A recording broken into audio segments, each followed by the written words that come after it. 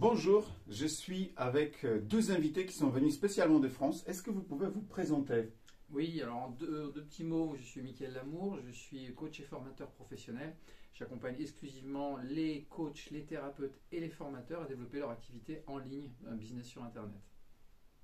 Bonjour, je suis Muriel Trajnowski, je suis psychopraticienne et j'aide principalement les personnes en difficulté dans leur vie quotidienne au niveau thérapeutique pour qu'elles trouvent en fait qu'est-ce qui les motive dans la vie, qu'est-ce qui leur fait du bien, qu'est-ce qui les fait vibrer. Voilà. Et je suis ravi de vous accueillir chez moi. Mais avec Mickaël, on se connaît depuis 2018-19 déjà. C'est ça. C'est un meilleur coach business en même temps. Je fais un petit quart publicitaire. Mais en fait, vous êtes venu là parce qu'il y a la situation avec l'Ukraine. Il y a énormément de réfugiés ukrainiens, même dans ma ville, à Zielona Góra en Pologne. Alors, on est très proche de l'Allemagne. Et on vient même en faisant un petit tour dans mon quartier, on a vu, il y a des centres où il y a beaucoup de réfugiés et la Pologne commence à être dépassée par cette situation. Vous êtes venu parce que tu m'as contacté justement, et tu m'as inspiré justement à vouloir aider dans cette situation. Ça vient d'où en fait, cette envie d'aider et cette envie de parcourir autant de kilomètres et puis l'aide qu'on va apporter à notre niveau, ça sert à quoi en fait? Parce qu'on peut se dire, de toute façon, il y a des trucs qui sont organisés, etc. Et là, on va porter deux familles de Pologne en France parce qu'ils ont un point de chute. Mais quelqu'un pourra dire, de toute manière, il y a tellement de personnes, il y en a des millions, ça sert à quoi d'aider comme ça ponctuellement? En fait, avec Muriel, on a été touchés déjà au niveau, comme beaucoup d'Européens, avec les événements qui sont passés en Ukraine. Et donc ça nous a impacté en fait, on s'est dit mais déjà le fait que ça se passe en Europe, du coup ça touche de près. Là du coup on s'est dit mais en fait on a pris conscience qu'il y avait un drame humain qui se jouait là-bas qui était très fort et qui en fait peut arriver à n'importe qui en fait, c'est ça un peu la chose. Et on a vu dans les médias à un moment donné, on regardait un peu ce qui se passait, les réfugiés qui commençaient à arriver, à traverser la frontière et tout, et on a vu un Allemand dans les tout premiers jours de la crise, c'est-à-dire genre 2-3 jours après que les opérations avaient commencé en Ukraine, qui avait traversé toute l'Allemagne avec sa voiture et qui était venu avec une pancarte à la frontière polonaise en disant « Je peux amener des gens en Allemagne n'importe où ». Et à ce moment-là, les choses n'étaient pas encore complètement organisées, les gens arrivaient un peu, les structures commençaient à se mettre en place. Il était là avec sa pancarte, écrit je crois en russe même, je ne crois pas que c'était en ukrainien. Et il y a un bénévole qui était là qui lui dit « Mais attendez, je connais quelqu'un qui peut peut-être vouloir partir en Allemagne ». Et c'était une femme avec un enfant, je crois, à ce moment-là. Il n'y a que des femmes avec des enfants. Ouais, mais il y avait son mari qui était pas loin à un moment donné. Et là, il dit « Mais si vous voulez, je vous emmène en Allemagne ». Et la femme a dit « Quand ça va être possible, etc. » Il dit « Maintenant, en fait, je vous amène tout de suite ». Et là, on a vu dans l'émotion,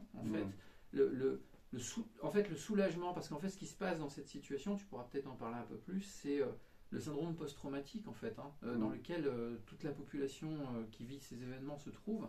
Et au moment où, en fait, les personnes comprennent que ça y est, elles vont pouvoir peut-être sortir de cette situation, eh bien, il y a un relâchement qui se passe, émotionnel. Et c'est là qu'elles peuvent sentir en fait toutes les difficultés qu'elles ont vécues pendant cette période, mais qu'elles ne pouvaient pas sentir avant, qu'elles sont obligées de sentir après. Et nous, on a été touchés par cette chose. On est tous les deux formés en psychopraticien, etc. Et on sait l'importance que ça a de rapidement remettre les gens dans une vie normale en fait. Et on s'est dit, ok, qu'est-ce qu'on fait alors? Au niveau de la France, on est quand même plus éloigné que la Pologne. On a vu que les choses se mettaient en place, mais se mettaient en place quand même relativement lentement, j'ai envie de dire, par rapport à l'urgence qu'il y avait sur place, et de manière très collective. Alors on a compris petit à petit que, en fait, au niveau collectif, c'est important que les gens soient aussi pas tout seuls, ne se retrouvent pas tout seuls, largués entre guillemets dans un autre pays. Et on s'est dit, si on veut aider de manière efficace, il faut qu'on cible. Voilà, et il faut qu'on arrive à cibler les gens qui aient déjà une envie de venir en France, qui aient déjà un point de chute en France, etc., et qui ne soient pas tout seuls, isolés. Et c'est comme ça qu'on a commencé à réfléchir. Et puis, c'est comme ça que j'ai dit, mais comment je peux faire moi pour aider? Et la réflexion que j'avais, c'était de dire, mais en fait, si je le fais moi, ces gens-là le feraient peut-être pour moi, en fait. Et donc l'idée, c'est pas de dire si je suis une goutte d'eau, ça sert à rien. C'est pas vrai, un océan, c'est fait de plein de gouttes d'eau, en fait. Et ça veut pas dire que les États font pas bien. Les États font collectif, mais il n'y a pas que le collectif, il y a aussi l'individuel, et la somme des individualités fait le collectif. Et je pense que chacun doit faire ce qui est le plus juste pour soi, et nous, on s'est dit, bah là, nous, on peut peut-être proposer quelque chose, sans avoir d'idée si ça pouvait se faire, sans avoir d'idée si c'était réaliste ou réalisable, mais si on peut proposer quelque chose. En tout cas, moi, c'est comme ça que je l'ai vécu. Est-ce que toi, tu veux peut-être dire comment toi, tu l'as... Ben, moi, je me rappelle quand j'ai vu cet Allemand, j'étais toute seule, j'étais en train de regarder la télé pour me tenir au courant. Quand j'ai vu cet Allemand et que quand il a dit à la femme je vous emmène de suite avec l'enfant, elle est partie immédiatement chercher son enfant. En quelques minutes, ils ont ramassé leurs affaires. Ça m'a tellement touchée que je me suis dit faut que je fasse quelque chose. Du coup, je suis allée voir Michael. Je lui ai dit j'ai vu ça, mais c'était vraiment à l'état simple. Et puis, comme il rediffuse souvent les mêmes choses pour pouvoir un petit peu nous toucher, Michael a revu cet épisode-là avec moi et je lui ai dit mais c'est lui que j'ai vu, regarde ce que ça fait. Et je pense qu'à ce moment-là, il a été impacté aussi. Et il me dit ben, qu'est-ce qu'on fait? Ben, je lui dis on y va. Mais vraiment, il n'y avait rien parce qu'on était incapable de savoir ce qu'il fallait faire. Et il m'a dit mais j'active mon réseau. Et puis je suis partie bosser et dans l'après-midi, il me rappelle. Et il me dit ben, j'ai Miko en Pologne, je l'ai contacté, il va voir. Et en fait, c'est parti de là, mais dans un truc qui nous a dépassé dès le départ parce que pas du tout conscient de ni ce qu'on pouvait faire, mais c'est comme si c'était plus fort. Il y avait quelque chose qui disait si ça nous touche le cœur de faire, rien que de voir ça, peut-être qu'en le faisant nous-mêmes, ça va encore plus nous ouvrir et on va pouvoir aider encore plus de monde. Mais j'ai même pas pu en parler autour de moi. C'était tellement quelque chose d'irréaliste de traverser toute la France pour venir jusqu'ici. Et en même temps, la guerre était... Et toute l'Allemagne. Toute l'Allemagne. Ah bah oui, toute l'Allemagne. C'était tellement gros qu'en fait, c'est pas le mental qui a réfléchi ni à qu'est-ce qu'on pouvait en tirer. C'est vraiment un truc qui a dit, il faut suivre ce fil-là. Et Michael, généralement, quand il adhère à un projet, je sais qu'il y a encore plus de trucs profonds derrière. Moi, je peux souvent partir sur des trucs parce que ça me plaît d'aider. Mais lui, comme il a accroché, j'ai senti qu'il y avait vraiment un truc. Et puis, il t'a contacté. Et puis, tu as été réceptif immédiatement. Et puis, ça ne s'est pas fait ce week-end-là. Mais tu étais en recherche. Et puis, vous avez continué à vous parler. Enfin, ça a tellement pris une racine profonde. Et puis, j'ai mes clientes, j'en ai parlé à 2 qui sont venus, m'ont rapporté 2 sacs. Enfin, j'ai vu qu'en fait, de la goutte d'eau qu'on était, il pouvait y avoir quelque chose et qui nourrissait vraiment le cœur en profondeur. Et ben voilà, c'est parti de là et on a traversé, on s'est fait 18 ou 19 heures de voiture en conduisant tous les 2 en alternance. Mais c'est comme si c'est quelque chose de plus grand. Mais je ne sais pas encore quoi, mais c'est plus grand. Et j'ai rameuté les gens en France qui en fait se mobilisent pour qu'au retour tu puisses avoir encore des sacs dans la voiture. Et on ne réfléchit pas à on est petit, il y a tellement de monde à aider. On se dit tout ce que je fais ça me nourrit tellement que de toute façon ça va rayonner. Et c'est cette espèce de tu sais comme quand tu lances un caillou dans l'eau, les cercles que ça fait qui s'élargissent au fur et à mesure. Je ne sais pas où ça peut aller, mais moi, j'ai pas envie d'arrêter. Et voilà, c'est fort. Bah, merci beaucoup pour cette inspiration, parce que clairement, ce qui s'est passé de notre côté, c'est ça, on est là en fait. On voit ces gens-là. Ma femme, elle est encore plus engagée à être super sensible. On a déjà porté des choses ici à gauche, à droite, parce qu'il y a d'autres centres de réfugiés. Et ils ont, bien évidemment, on a pris des listes, des choses que l'on a besoin. Ma femme, elle a organisé une cagnotte aussi. Et en fait, c'est ça, c'est parti de toi, en fait. Et puis, là, par exemple, il y a 20 personnes aux États-Unis qui ont donné à ce besoin très spécifique cette cagnotte pour ces 2 familles ukrainiennes pour les porter, pour le voyage. Et puis, il y a un enfant autiste, donc on va pouvoir leur donner ce qui en reste en plus pour eux. Et en fait, c'est ça, il y a plusieurs dizaines de personnes qui sont mobilisées pour cette action, en fait. Ben, moi, c'est parti de Muriel, et après c'est parti comme ça se diffuse en fait. Et puis ce qui est marrant dans la vie, ce qu'on s'est dit, là où on se dit des fois, faut vérifier que lorsqu'on pose des actes, s'ils sont justes ou s'ils ne sont pas justes. C'est quand même important de vérifier l'équilibre. Et l'info qui, pour moi, quand on en a parlé ensemble, a dit c'est juste de le faire, c'est que ces deux personnes, elles ont un enfant autiste, elles sont dans une dynamique de thérapie. C'est ça, parce qu'elles ont vécu 7 jours dans la métro de Kiev, parce qu'elles viennent de Kiev, et ils ont vécu les bombardements et tout. Et puis, il y a aussi, en fait, tu viens de dire par rapport à l'allemand, et la dame qui était soulagée, et en fait, quand on est venu les voir, parce que nous, on va les voir tout à l'heure, moi, je suis déjà allé les voir, et quand on annonçait, d'accord, on part dimanche, là, tu voyais en fait le waouh, et c'était tout de suite le relâchement.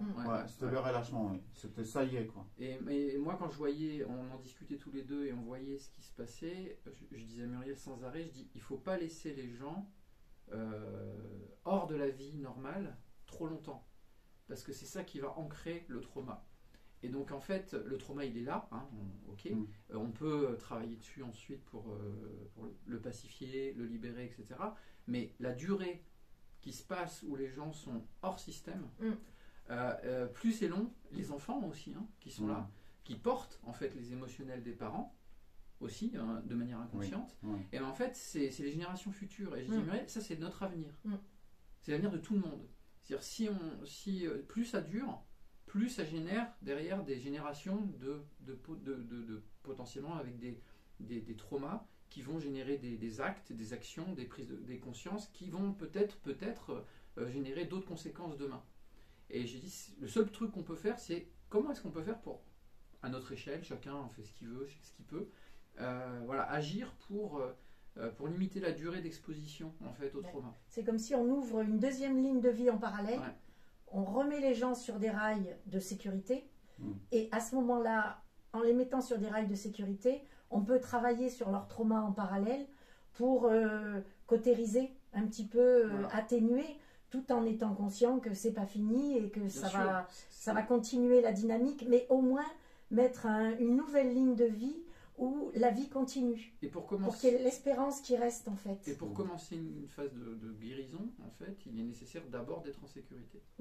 Tant qu'on n'est pas en sécurité, on ne peut pas ouvrir à un espace de transformation. Donc en fait, c'est ça qui est important. Donc pour moi, tant que les personnes sont entre deux eaux, entre deux situations, dans un espèce de no man's land, en fait, ils n'ont pas la capacité psychologique. Je ne parle pas matériel. Matériel, tout est fait. On a vu, on arrive en Pologne et tout, on voit que c'est organisé, qu'il y a des structures, etc. C'est bien. Mais à un moment donné, le plus important, c'est l'humain. Le matériel, c'est super important. Attention, je ne dis pas que ce qui est fait, c'est pas important. Mais à un moment donné, il faut aussi aller dans la remise en route en fait, de la vie. En fait, c'est ça qui est important. C'est arrêter une hémorragie. Et après, on peut commencer à cautériser, on peut commencer à construire. Là, c'était l'opportunité grâce à toi aussi de pouvoir identifier des personnes qui ont vraiment ce besoin, parce que c'est pas forcément on ne peut pas faire des généralités. Chaque personne est un cas unique. Chaque famille qui décide à un moment donné de quitter son pays, de tout quitter, elle est un cas unique par rapport à son histoire, sa démarche, les gens qu'elle laisse là-bas, tout ça. Donc on ne peut pas généraliser, mais l'idée c'était de dire, des personnes qui ont quitté, qui sont en transit, qui sont en difficulté et qui ont le souhait de venir en France et d'avoir un point qui va leur permettre de reprendre rapidement une vie entre guillemets normale, et nous on peut agir là, on peut agir, on peut être efficace. Et toi, grâce à toi, ça a permis de faire le lien en fait et de pouvoir le faire tout simplement. Voilà. Oui, c'est vrai, les personnes avec un besoin extrêmement spécifique, en plus, elles avaient l'option de faire peut-être le voyage avec un autocar, et plus de 24 heures d'autocar avec un enfant autiste, pas évident en plus, avec plein de craintes, etc. Avec l'inconnu total, elles ne parlent pas forcément la langue, et là, elles ont, on est les guides. Mais on fait ça aussi un petit peu... pour nous. Bien sûr. Oui, c'est ça nous nourrit dans quelque chose de plus grand, mais c'est pas des bénéfices, moi je l'ai raconté à très peu de personnes, parce que c'est tellement pour moi que je le fais, et que c'est tellement fort que je crois que ça peut pas être étalé comme ça dans une reconnaissance de l'autre, c'est-à-dire c'est moi que ça nourrit à chaque pas, quoi. Après, quand tu nous as dit, je monte une cagnotte, si je peux vous aider à prendre une partie des frais en charge, mais On est parti, c'est un on n'a même bonus, pas en fait. réfléchi, j'allais Ouais. dire, Oui. à l'argent. Ouais.